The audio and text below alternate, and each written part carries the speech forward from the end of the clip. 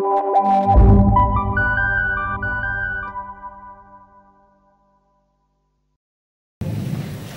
11h15 à 13h15, il y aura une rencontre entre partenaires entrepreneurs. Déjà, on a nos partenaires qui sont là, tels que ANPEJ, FONGIP, ADPME, 3FPT, Jocolabs, Up Nord, Réussir au Sénégal, SAED, ARD, Terrangatech, ONG GRUT. Il y a aussi YES qui est là. Et à 13h30, on va procéder à la cérémonie de clôture. Sans plus tarder, je vais passer la parole à Madame Fatoumata Sow Nongo, coordonnatrice de l'incubateur, pour les mots de bienvenue. Je vous remercie. L'incubateur de l'Université Gaston Berger est un dispositif d'accueil, d'orientation et d'accompagnement des jeunes, femmes, des hommes, des étudiants et de la communauté de la zone nord.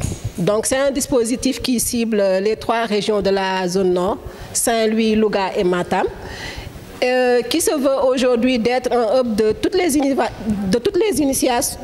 initiatives entrepreneuriales et d'innovation de la zone nord, qui contribuera à l'émergence d'un domaine technologique, industriel, économique intégré. Donc aujourd'hui, c'est un dispositif qui est là pour accompagner, dont ses missions sont la sensibilisation à l'entrepreneuriat et à l'innovation, le renforcement de capacités, la mise à disposition d'outils appropriés et d'expertise aujourd'hui pour aider en tout cas toutes les personnes qui veulent se lancer dans le domaine de l'entrepreneuriat à réussir dans ce domaine-là. Aujourd'hui, c'est un dispositif qui a une force, qui a un potentiel, c'est-à-dire la capacité aujourd'hui de mobiliser l'ensemble des ressources de l'écosystème à travers l'expertise interne. Vous le voyez bien, aujourd'hui, on a beaucoup d'experts à l'interne qui viennent aujourd'hui partager leurs expériences, qui partagent aussi des opportunités pour que d'autres puissent en profiter, mobiliser l'ensemble des partenaires et en tout cas toute l'expertise autour des porteurs de projets. Nous sommes réunis cette année dans le cadre de la célébration de la Semaine mondiale de l'entrepreneuriat, dont le thème est cycle de vie de l'entrepreneur. Donc c'est un thème qui vient à son heure au vu de la situation pandémique qui affecte aujourd'hui le monde entier et de la situation qui affecte particulièrement notre pays. Et je pense que chacun a sa partition aujourd'hui. Ce n'est pas pour dire que chacun va être un entrepreneur, tout le monde n'est pas fait pour ça, mais tout le monde peut participer aujourd'hui à un projet d'entrepreneuriat. Parce que nous le voyons avec la petite expérience que j'ai, il y a des gens qui sont très forts pour trouver une idée qui peut révolutionner le monde.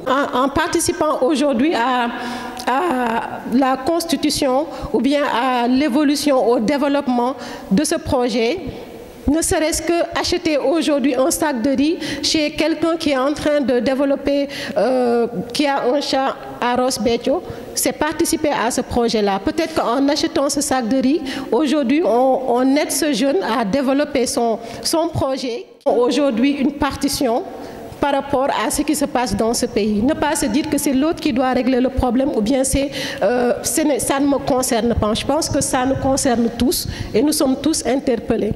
Donc aujourd'hui, je pense que cette journée-là pourra nous aider à déjà écouter les opportunités et à voir comment nous, on va participer à saisir ces opportunités-là. Comment on va participer à aider ces jeunes-là aujourd'hui qui sont peut-être désespérés, des experts qui sont là, qui sont mieux placés aujourd'hui pour nous édifier, pour nous aider, pour partager avec nous. Je veux citer le professeur Dadien, le Nicolas Dignoum Diouf, le professeur Pape Mahmoud Diop, excusez-moi. Il y a Madame Fatima John et Monsieur, le nom Telvi, voilà, qui peuvent aujourd'hui nous aider à voir peut-être au niveau de la zone nord, quelles sont les potentialités que nous avons dans le domaine agricole.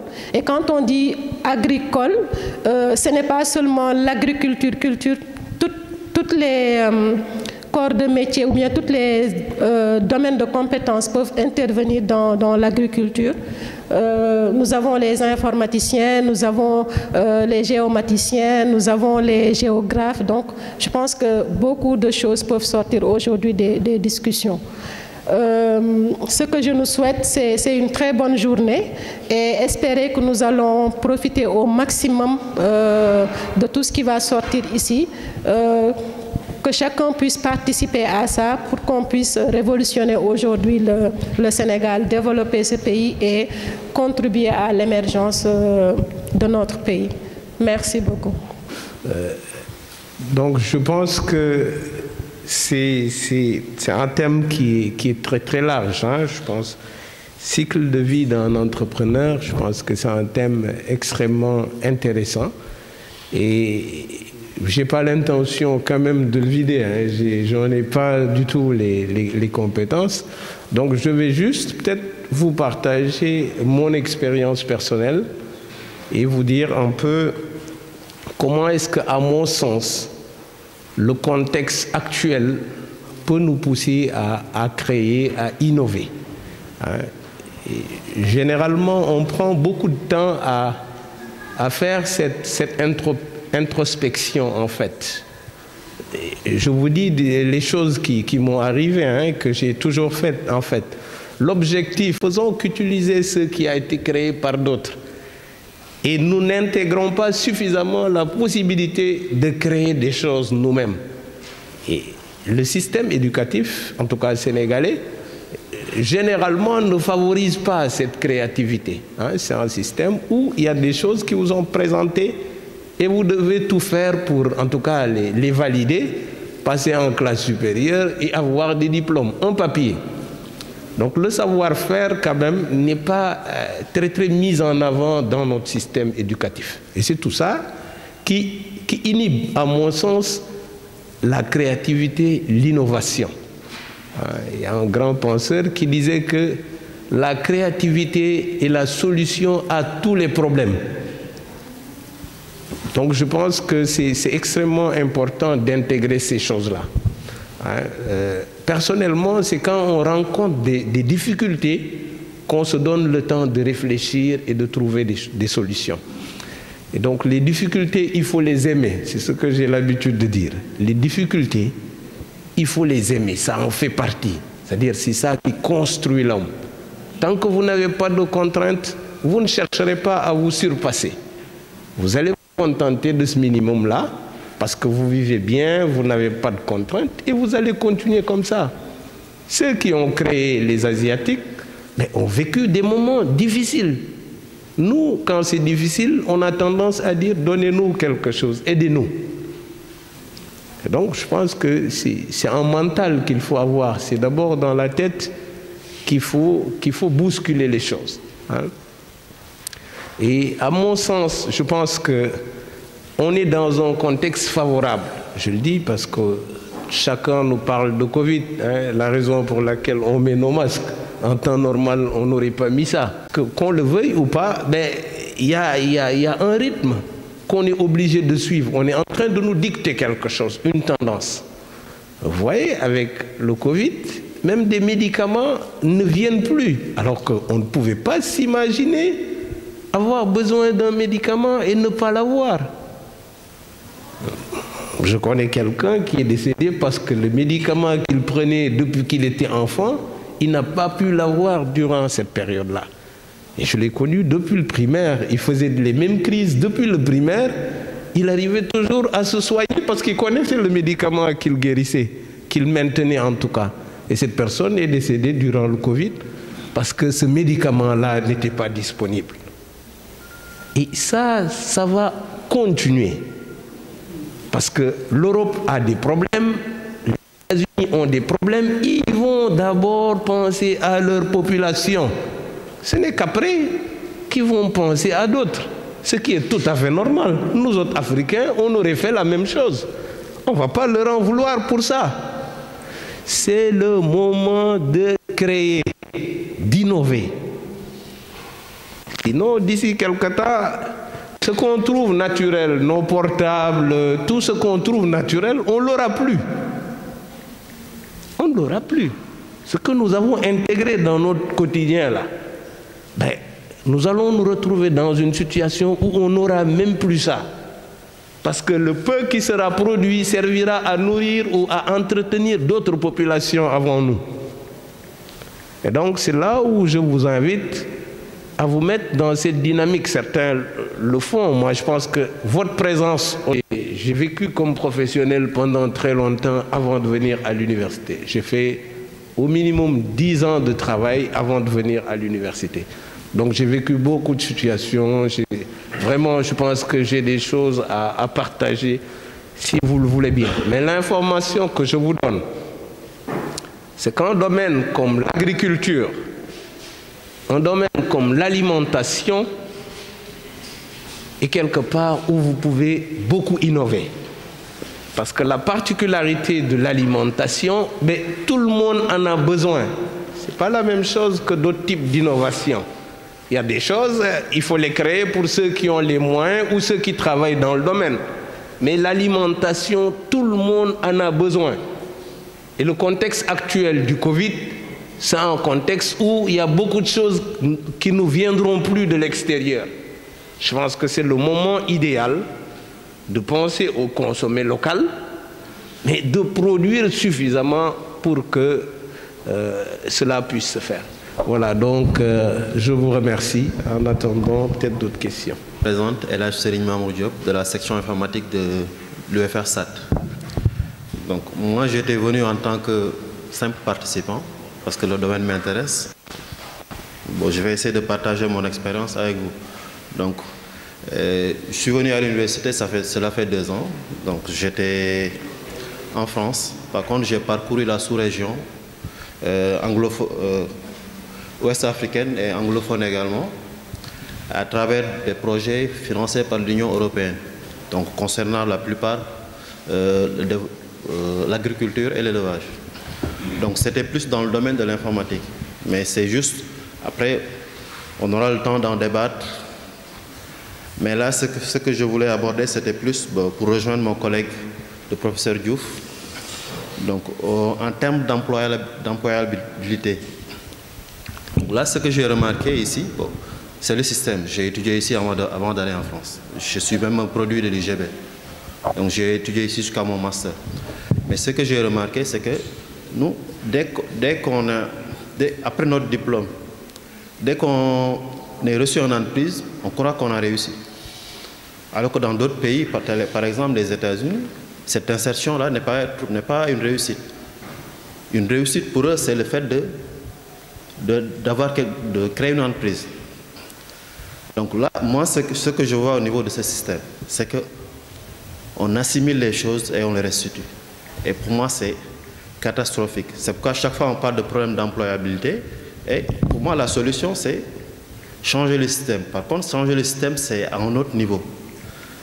Ça peut prendre des années pour le réussir. Donc ce que je préconise, c'est quoi? Donc je le fais avec mes étudiants également. À chaque fois, durant les cours et tout, je leur demande ce qu'ils veulent faire exactement. Parce que moi, il y a une chose que je ne parviens pas à comprendre. Par exemple, un étudiant de M1, vous avez 3 options pour le master. Vous choisissez une option, vous allez jusqu'à la fin de l'année et vous revenez demander quels sont les débouchés de cette filière. La première question que je me pose, c'est comment vous avez fait pour choisir cette filière.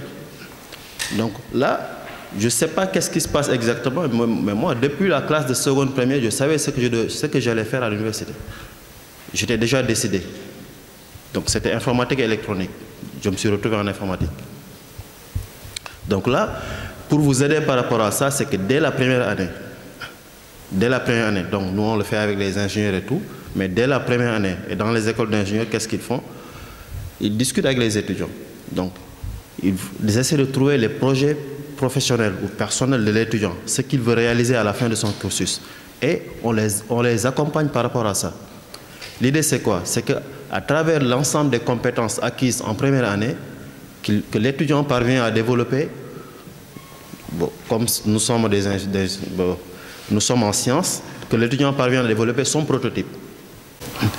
Et dites-vous que, par exemple, je prends le domaine de l'agriculture et de l'élevage. C'est que ce n'est pas des projets unidisciplinaires. Donc, c'est des projets pluridisciplinaires. Parce que moi, je l'attaque des fois du côté informatique. Par contre, quand je côtoie, à travers tous mes voyages et déploiements de solutions, j'ai eu à côtoyer, comment ça s'appelle, des producteurs, des domaines de compétences dont je n'avais aucune connaissance du tout. Mais en tant qu'informaticien, on est appelé à les écouter,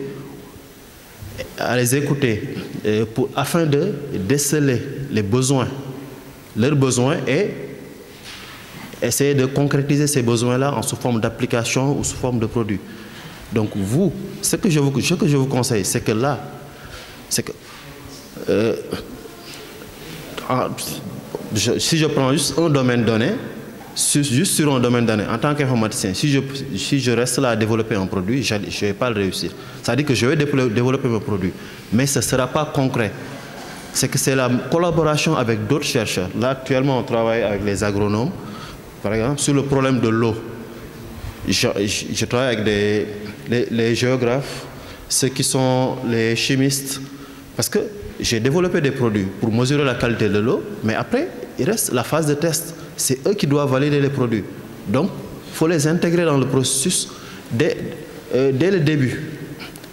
Et essayer, à travers ça, essayer dès à présent à commencer à collaborer avec les autres. Ne restez pas dans votre coin et dans votre domaine en disant que vous êtes dans tel domaine, vous pouvez réussir à proposer quelque chose. Donc, juste pour terminer, avant de monopoliser la parole, j'aimerais... Là, on dit qu'on va créer des produits. Bon, c'est beau d'innover. Et c'est un conseil que je vous donne. Parce que là, on en a vraiment besoin. Mais n'oubliez pas une chose. Regardez bien nos réalités. Là, au début du projet de Oisiep, on a développé pas mal de choses. Qu'est-ce qui nous est arrivé? Je suis sénégalais, mais j'étais en France en train de développer des choses pour les Sénégalais. Le problème qui est arrivé, c'est quoi? On a développé des choses assez sophistiquées. Arrivé sur place, on a eu pas mal de problèmes. Déjà, le problème de la connexion et le problème d'accessibilité. Donc, vous développez des produits qui coûtent extrêmement cher. C'est tellement sophistiqué, mais vous voulez donner ça, par exemple, aux éleveurs. Mais ils ont combien de têtes dans leur cheptel? Donc, l'idée, c'est quoi? Essayer de... Après, nous nous sommes ramenés à ça. Essayer de trouver les produits locaux ici, toutes les ressources, toutes les ressources premières, on essaie de les trouver ici, développer quelque chose qui soit accessible à nos utilisateurs et qui ne coûte pas extrêmement cher. Donc là, si je donne l'exemple du collier pour le vol de bétail, on est parvenu à développer un collier qui permet de donner sa position géographique toutes les 15-20 minutes en cas de vol, même en cas de vol ou en cas de coupure du collier. Et ça nous a coûté presque 10 € par collier. Ça, c'était le maximum qu'on pouvait faire. Alors que les colliers beaucoup plus sophistiqués coûtent jusqu'à 300 €. Donc, je vais m'en arrêter là et après, au fil des questions, donc le débat sera lancé pour répondre à vos questions. Merci.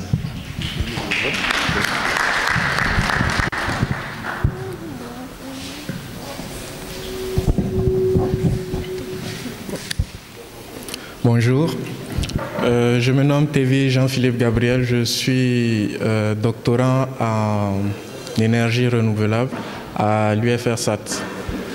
Donc, comme le professeur Mamour, en fait, j'étais venu pour assister parce que la thématique était intéressante et souvent, tout ce que l'incubateur fait est très formateur, très novateur. Donc, j'étais venu pour participer, bon, en flash, mais on a demandé à ce qu'on intervienne un peu.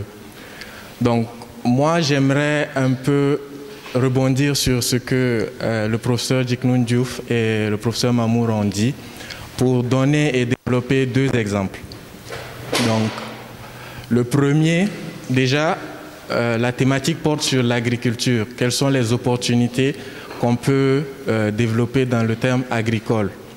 Personnellement, je suis dans les énergies renouvelables et je m'intéresse beaucoup à cela forcément. Et donc, un des premiers exemples, c'est une solution qui a été développée, pas au Sénégal ici, mais au Burkina, par une société d'Argatec. Et qu'est-ce qu'elle a fait exactement? Quelque chose de simple, du pompage solaire. Mais qu'est-ce que ce pompage a permis? Qu'est-ce qu'il a permis de faire? Qu'est-ce qu'il a aidé à apporter comme solution aux populations? Ça a été développé dans un village assez isolé. Les populations là-bas avaient un souci d'eau, l'accès à l'eau. Ils n'arrivaient pas à avoir de l'eau potable.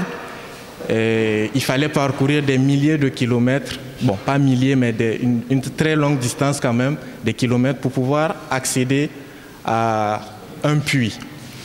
Et l'eau de ce puits, il fallait ensuite prendre l'eau, la chauffer, revenir d'abord chez soi, chauffer l'eau, bouillir pour essayer d'éliminer. Et en plus de cela, il y avait un problème de culture, forcément, parce que les populations locales n'avaient pas vraiment la possibilité de prendre assez d'eau pour en même temps la cuisine, le nécessaire, et en même temps développer leurs activités agronomes. Est-ce que ça sert aux citoyens lambda? Est-ce que ça sert à celui qui va l'utiliser? Donc, une étude de terrain donc, a été faite. Ils ont envoyé des gens, discuter avec les gens, échanger avec les gens pour évaluer concrètement est-ce que la solution sera bénéfique ou pas. Et donc, dans la zone, dans un rayon de 3 km, en fait, ils ont réussi à se rendre compte que la plupart des villages, parce que les villages étaient groupés en forme de cercle, en anneaux, éparpillés, sur 3 km à peu près. Donc la solution qu'ils avaient voulu développer pour un village, ils se sont rendus compte qu'en réalité, ça aurait un impact également sur les villages environnants. Et donc après, le projet avait commencé en 2016 et en 2017-2018, ils ont réussi à, je vous passe un peu les détails de la chose, mais ils ont réussi à mettre en place une station de pompage pour du pompage solaire qui permettait de... ils ont créé un puits, creusé un puits, installé du photovoltaïque à ce niveau-là, et tout autour, tous les villages environnants qui avaient justement ce besoin de développer leur agriculture étaient venus s'installer autour pour pouvoir développer ces cultures-là. C'était des choses, le nécessaire, tout ce qu'on utilise comme légumes, etc. Et donc, cela a permis de développer ce genre de choses tout autour de ce puits, de ce pompage-là. Et donc, au-delà de cela, c'est seulement, ça c'est le côté population, ça a aidé les populations, mais au-delà de cela, qu'est-ce qui s'est passé? Ils ont collecté un certain nombre de données. Un certain nombre de données qui ont permis même de réaliser une thèse. Et cette thèse était sur quoi? Déjà, comment optimiser le pompage solaire pour déjà suffire à subvenir en termes de nécessité pour les cultures, mais aussi de nécessité pour une eau potable pour les populations. Au-delà de cela, actuellement, il y a une phase 2 qui se passe par rapport à ce projet, à savoir comment évaluer, en fait, ça c'est le côté recherche, comment évaluer en fait le comportement des populations, sachant qu'il y a une eau potable qui est là, un cours d'eau à proximité ou à une certaine distance, comment évaluer le choix qu'ils feraient d'aller vers le cours d'eau qui est naturel, plutôt que de venir vers quelque chose qui a été en fait installé pour leur apporter une eau meilleure. Et vous me direz qu'en tant que citadin, on se dirait oui, c'est plus facile d'aller au puits où il y a quelque chose de beau et de prendre de l'eau. Or non. Le modèle en fait qui a été développé, on se rend compte que les populations sont assez réticentes pour utiliser ces solutions-là. Pourquoi? Parce qu'il y a le côté inconnu.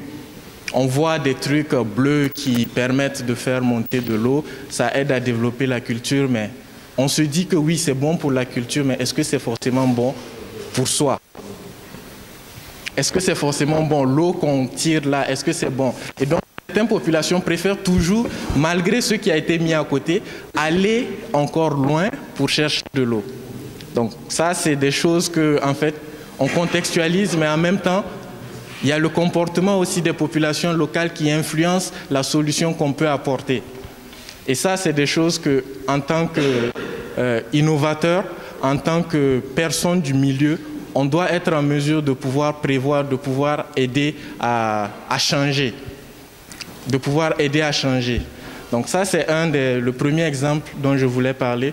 Le deuxième exemple, c'est, et pour clôturer sur le premier exemple, excusez-moi, actuellement, le modèle qui a été développé au Burkina, justement pour cette demande en eau et cette utilisation des énergies renouvelables pour un apport d'eau de qualité pour développer les cultures, mais aussi pour les populations. Actuellement, c'est en étude ici au Sénégal, à Saint-Louis, dans la zone nord actuellement. Et donc, il y a 2 semaines, nous avons visité un village pas loin, Mahana. Et au niveau de ce village, c'était intéressant parce que déjà c'était à ce niveau qu'avait été mis une des premières pompes qui date de 1800 quelque chose. Les populations se disent que l'eau du cours d'eau a plus de goût. Ce n'est pas forcément propre. Quand vous voyez l'eau, elle est verte, mais ils se disent qu'elle a plus de goût pour eux. Ils utilisent cette eau pour boire et cuisiner. Alors que certains ont des puits dans leur maison. On a échangé avec un monsieur, il prend un tracteur, il vient à ce niveau-là, prendre cette eau dans des bidons pour amener chez lui. Pourtant, il a un puits à côté de chez lui. Et son excuse, c'est quoi? L'eau n'a pas le même goût. Mais est-ce qu'elle est potable? Cette eau est-elle potable? Ils ne peuvent pas dire en fait concrètement qu'est-ce qu'une eau potable. Ils parlent en termes de goût. On a visité une autre famille. Ils ont un puits, ils utilisent l'eau du puits pour leur culture environnante. Pour la culture. Pour se laver et cuisiner, ils préfèrent quand même aller au puits, au cours d'eau. Donc tout ça, ce sont des choses en fait que quand on propose des solutions, il faut quand même être en mesure de voir côté agricole. Ça aide à la culture, oui. Est-ce que ça aide à la culture et aux populations qui vont bénéficier de ces cultures? C'est peut-être pas toujours évident parce qu'on a une certaine mentalité en tant qu'Africains on est très traditionnel, des pratiques ancestrales, on se dit que oui, c'est ça, c'est intéressant. Donc ça c'est pour clôturer le premier exemple. Le deuxième exemple, en fait, c'est également une solution développée au Bénin. Je pense que un certain nombre de personnes la connaissent. C'est un monsieur qui s'appelle Songoy, qui a monté une structure. À la base, il est parti d'un truc agricole et tout autour, différentes choses se sont développées. Différentes choses, à savoir l'élevage, du recyclage, vraiment, il a quelque chose de très renouvelable, si je peux dire ça ainsi. Et ce sont des choses que, en fait, parfois, ce monsieur-là, il était aux États-Unis, je pense. Il a fait un certain nombre de trucs. Il a travaillé dans les finances, si je ne me trompe pas. Et une fois rentré, il s'est rendu compte du besoin qu'il y avait.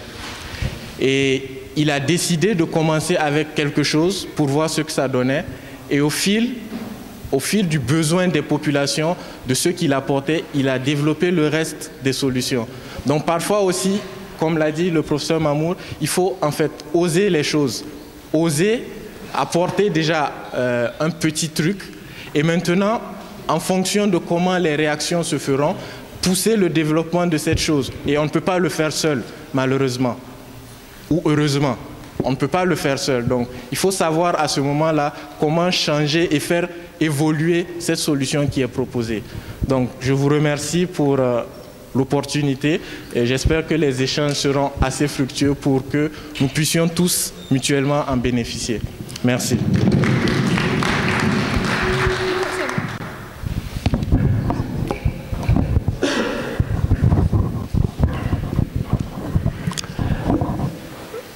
Merci, bonjour à tout le monde. Je m'appelle Da Dien.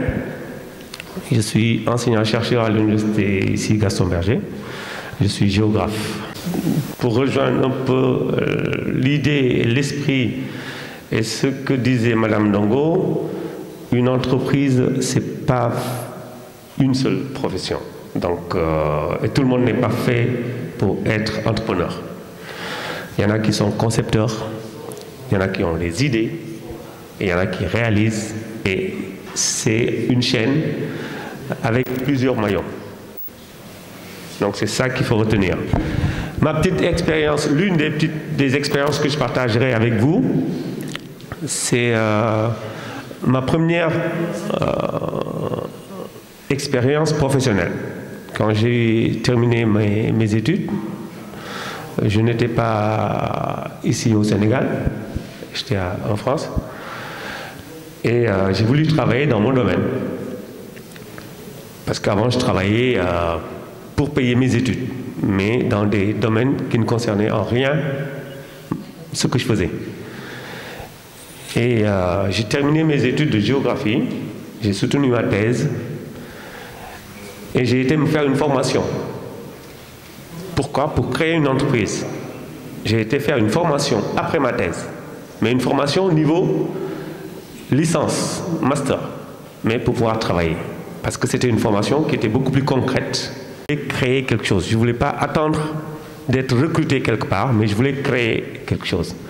Et ça m'a permis, à la fin de la formation, de créer une entreprise, d'avoir une première expérience, de gagner un marché, ce qui est rare, de gagner un marché à la fin d'une formation, gagner un marché, c'est-à-dire j'avais l'avantage d'être chercheur, d'avoir fait de la recherche, d'avoir eu mon doctorat.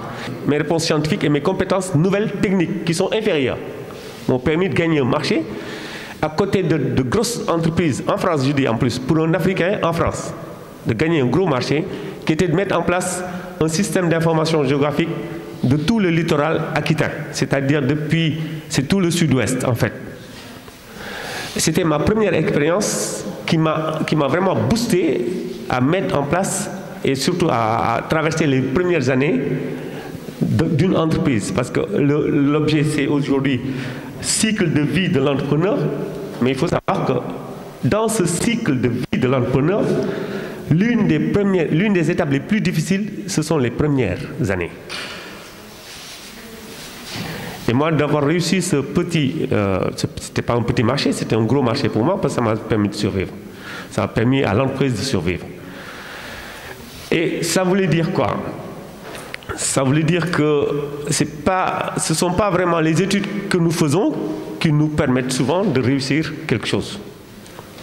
Il ne faut pas se limiter à ce que nous faisons, ce que nous apprenons à l'université pour réussir, pour créer quelque chose. Si vous voulez créer, il faut savoir que c'est, je rejoins ce qu'a dit Mme d'abord, mais tous mes collègues professeurs avant, donc des compétences diverses. Vous êtes agronome, mais vous allez chercher un informaticien qui va vous aider. Vous êtes géographe, vous allez chercher un informaticien. Moi, dans mon entreprise, justement, j'avais un informaticien qui m'aidait à mettre en place les applications. Je ne suis pas du tout informaticien, je suis loin d'être là. Mais il me fallait un informaticien pour mettre en place les applications sur le plan informatique, pour que ça soit acceptable.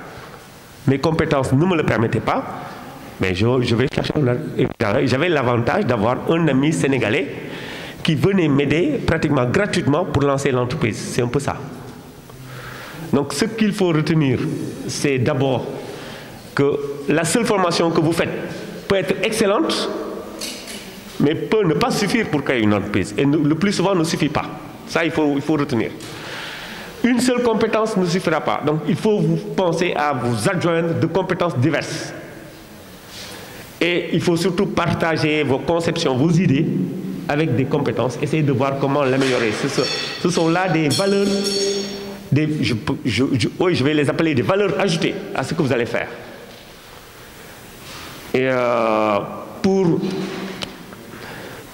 sauter maintenant, ça n'a rien à voir ce que je disais avec le thème d'aujourd'hui, plutôt le domaine agricole et autres, mais c'est juste pour montrer la facette pluridisciplinaire de l'entrepreneuriat.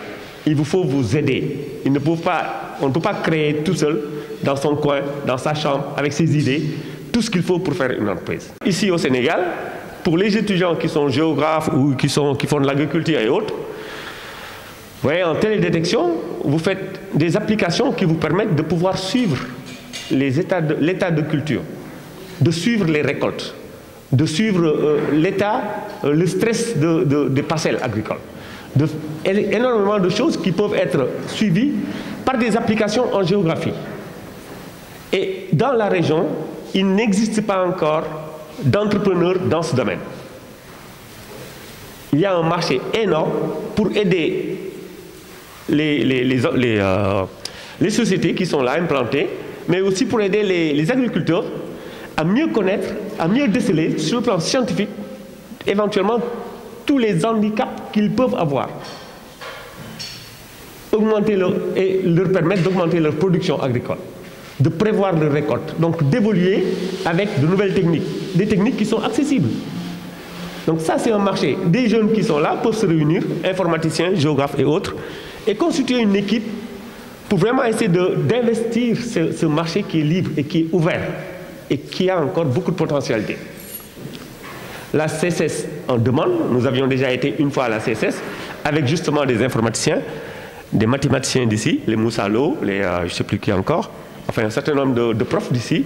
Donc on va essayer de leur proposer un travail comme ça.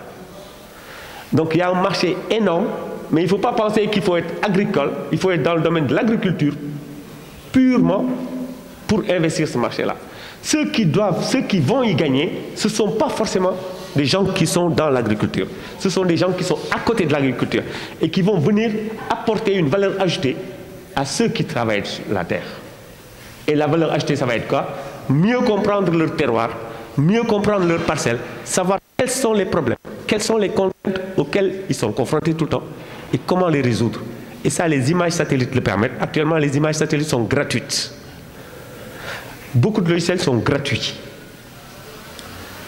Donc, si vous avez des logiciels gratuits, des images satellites de grande résolution qui sont gratuites, vous avez vos amis qui sont informaticiens à côté, l'autre est mathématicien, l'autre est ceci, cela. Vous vous réunissez, vous créez des applications pour aller aider ces gens-là.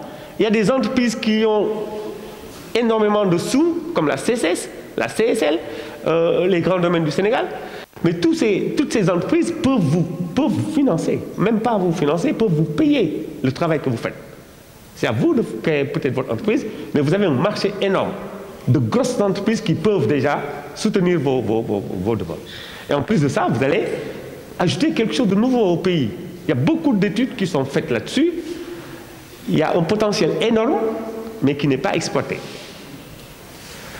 L'autre aspect que je vais donner, un autre volet sur les exploitations qu'on peut faire, monsieur, je n'ai pas retenu le nom. Tévi. Monsieur Tévi en a parlé un peu. C'est l'expérience du Bénin. Mais ce monsieur très respectable,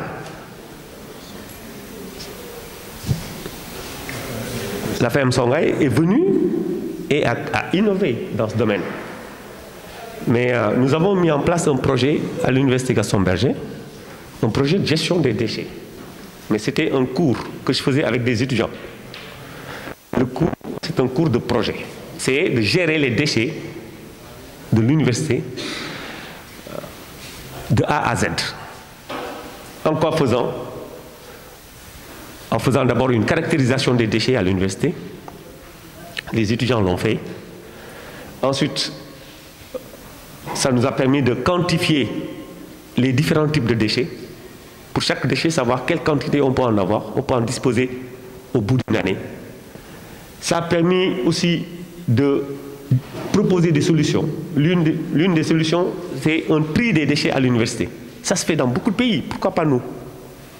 Et ça va créer de l'emploi. Une équipe d'étudiants pourrait gérer cette affaire. C'est trier les déchets dans la partie académique de l'université, les UFR et autres, mais dans la partie sociale de l'université, dans le campus social.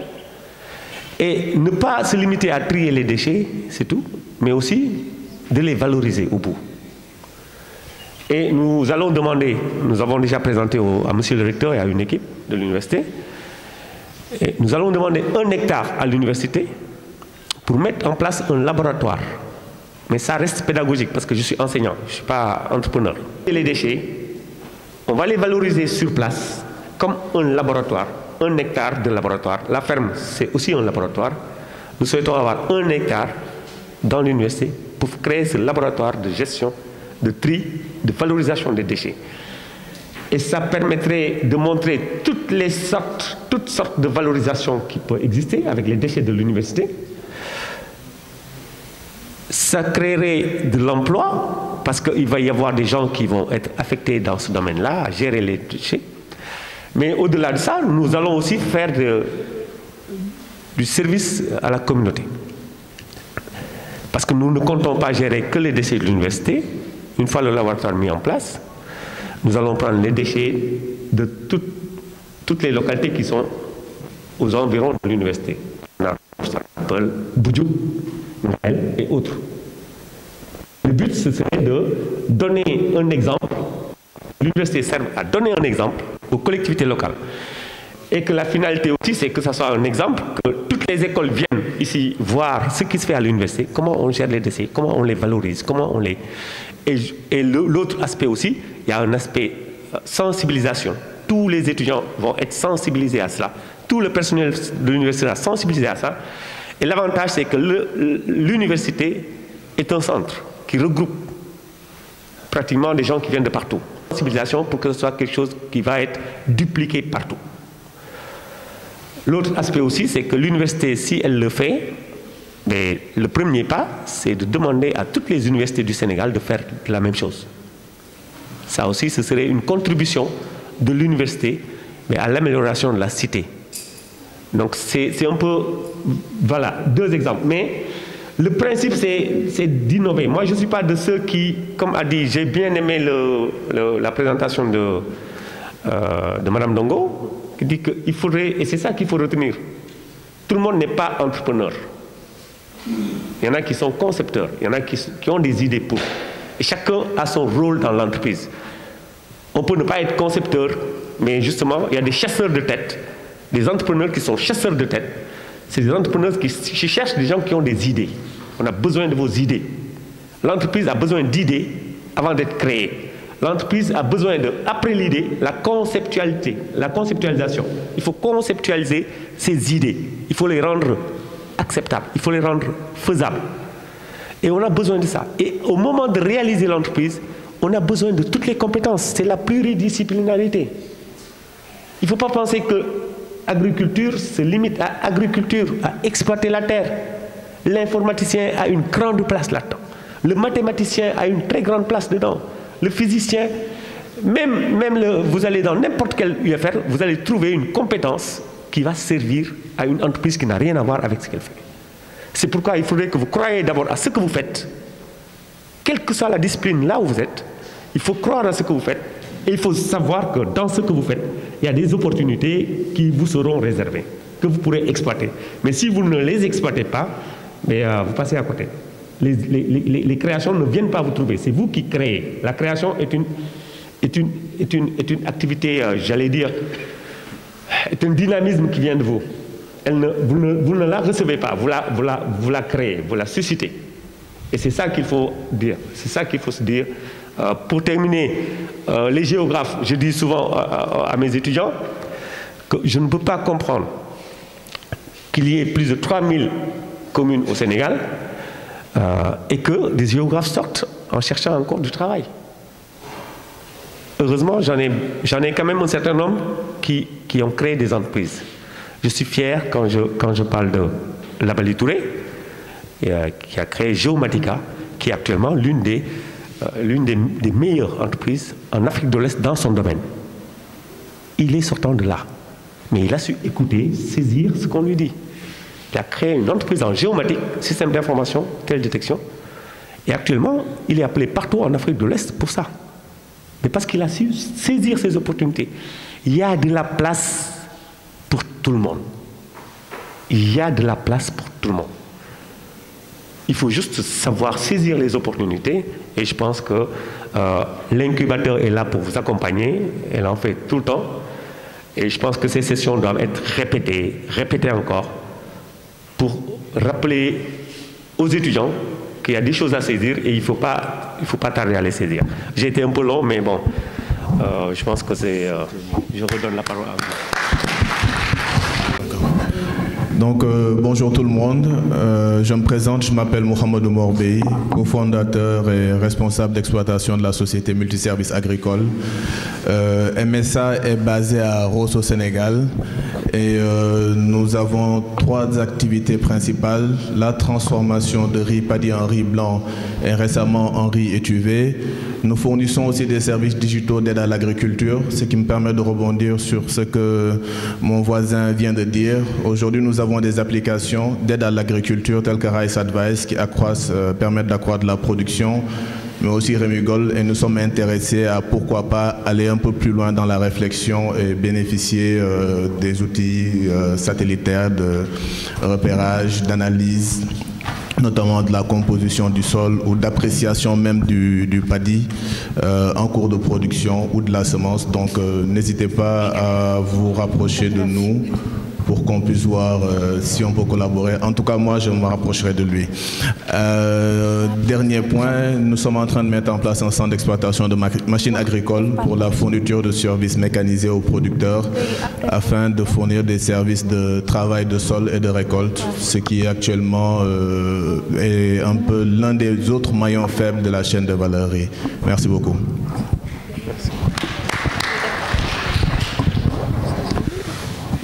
Voilà, donc peut-être rebondir un tout petit peu, mais en attendant, je pense qu'on donne la parole à l'assistance parce que j'aimerais bien qu'on reçoive des questions et qu'on puisse de façon pratique donc partager notre expérience par rapport à vos inquiétudes. Moi, je pense que c'est un volet qui est extrêmement important. On est plus là pour vous écouter plutôt que l'inverse, hein?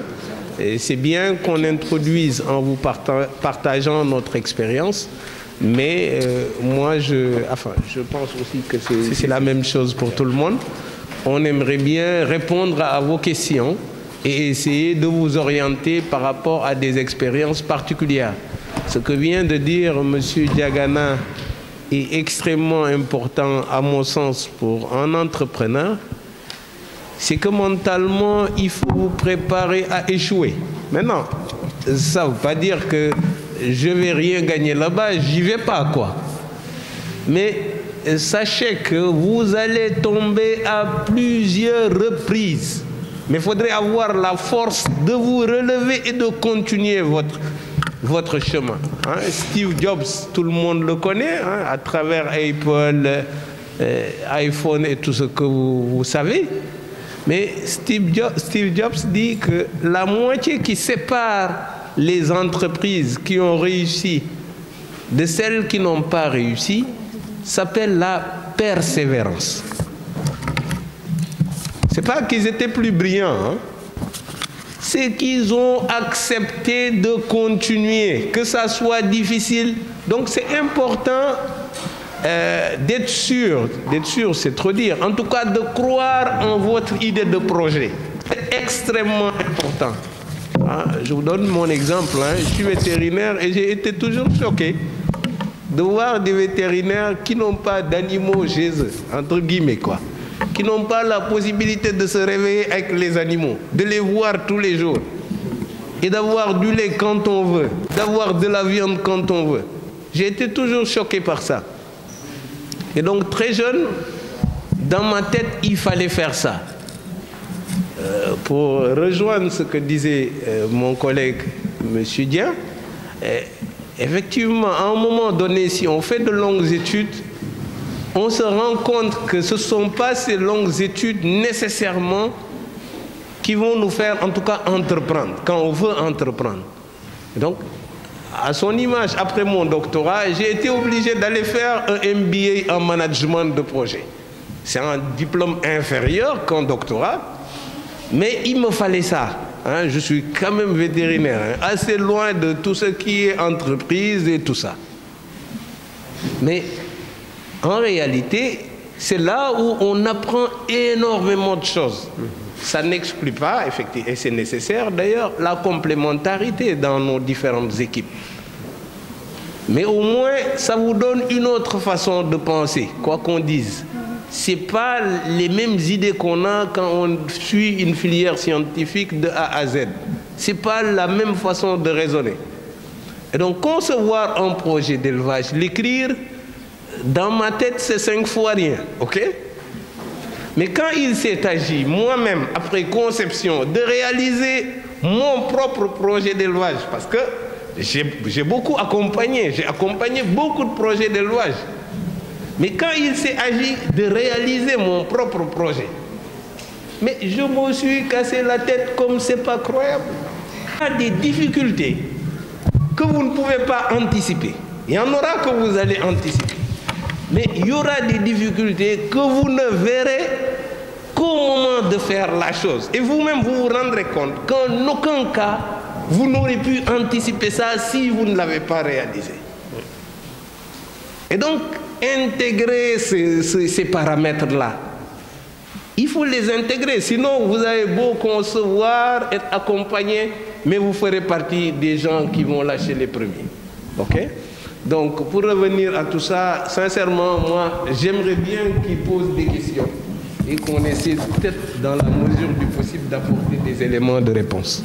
Bon, en tout cas, en fait, je vous dis, si vous ne posez pas de questions, donc nous allons vous poser des questions.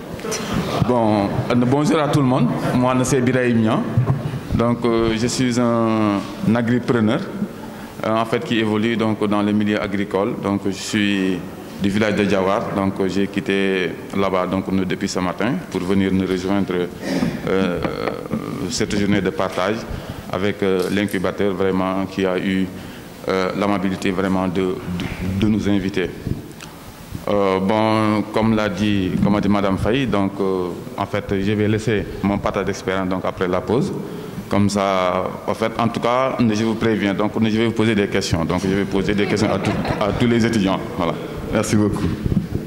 Juste signaler que ce sont des porteurs de projets qui sont vraiment très dynamiques et qui sont en pleine activité au niveau de la zone nord, qui sont vraiment motivés, engagés, prêts à tout faire pour atteindre leur objectif entrepreneurial.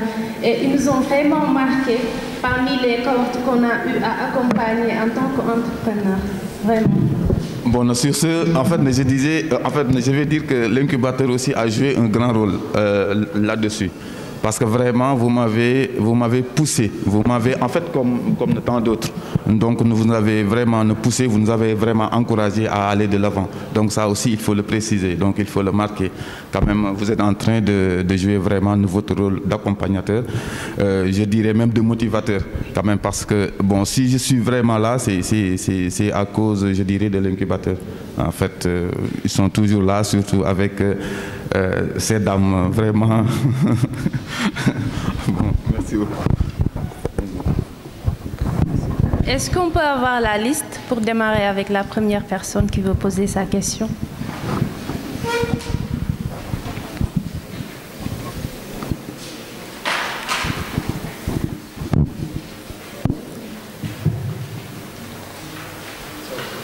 Merci. Omar Gueye.